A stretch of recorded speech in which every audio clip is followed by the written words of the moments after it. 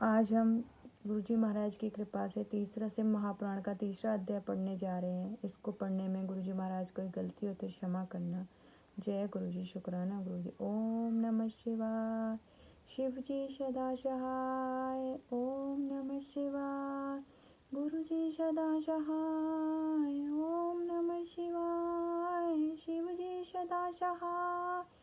ओम नमः शिवाय। गुरुजी सदा सहाय। जय गुरुजी, शुक्राना गुरु।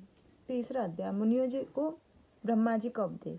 श्री व्यास जी बोले, हे सूत जी के ऐसा कहने पर उन समस्त ऋषियों ने कहा, हे महामुनि सूत जी, यदि आप हमें अद्भुत वेदांत अनुसार महाशिव पुराण सुनाते हो तो बड़ी कृपा होती है।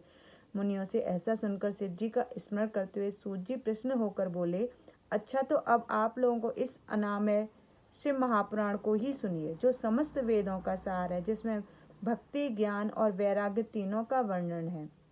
हे ऋषियों, पूर्व समय में जब पुनः पुनः कल्पों का क्षय होता गया, उसके पश्चात जब एक कल्प का प्रादुर्भाव हुआ, तब सृष्टि संबंधी कार्यों के आरंभ होने पर 6 कुलीन अर्थात 6 कर्मों करने वाले उत्तम कुल के मुनियों में यह मतभेद उत्पन्न हो गया कि सबसे परे कौन है, यानी सबसे ऊपर कौन है।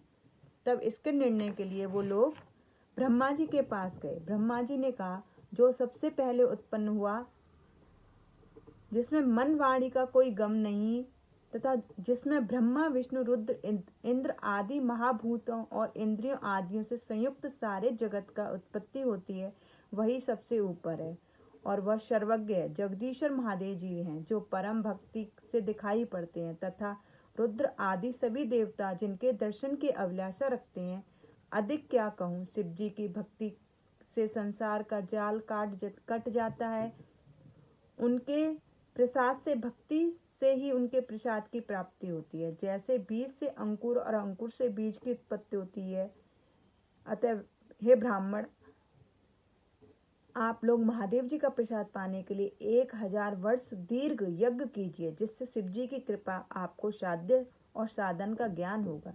इस पर ऋषियों और मुनियों ने पूछा, हे सूत जी, यह साध्य साधन क्या है? ब्रह्मा जी ने कहा, साध्य शिव पद है और साधन उनकी सेवा करना है, परंतु इसके लिए साधक को सर्वथा ही निष्प्रह होना चाहिए। जिस प्रकार वेद विधि से भगवान शिव की आराधना होती है, तब परमेश पद की प्राप्ति होती है और जो जैसा करता है वैसा ही फल पाता है। इस संबंध में स्वयं शिव जी ने कई निर्देश दिए। कानों से सुनना, वचन से कहना, मन से मनन करना ही एक महान साधन है, क्योंकि हे महेश्वर, सर्वथा ही सुनने, कीर्तन करने और मनन करने के योग्य है। अतः साध्य तक पहुंचना हो तो साधन में डट जाना ही आवश्यक है। प्रत्यक्ष का ही विश्वास होता है।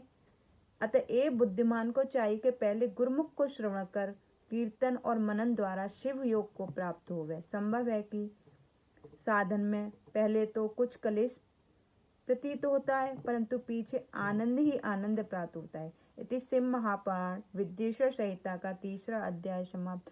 ओम नमः शिवाय। शिव जी सदा सहाय। ओम नमः शिवाय। गुरु जी सदा सहाय। ओम नमः शिवाय। शिव जी सदा। ओम नमः शिवाय। गुरु जी। जय गुरु जी, शुक्राना गुरु जी, अनंतम अनंतम शुक्राना।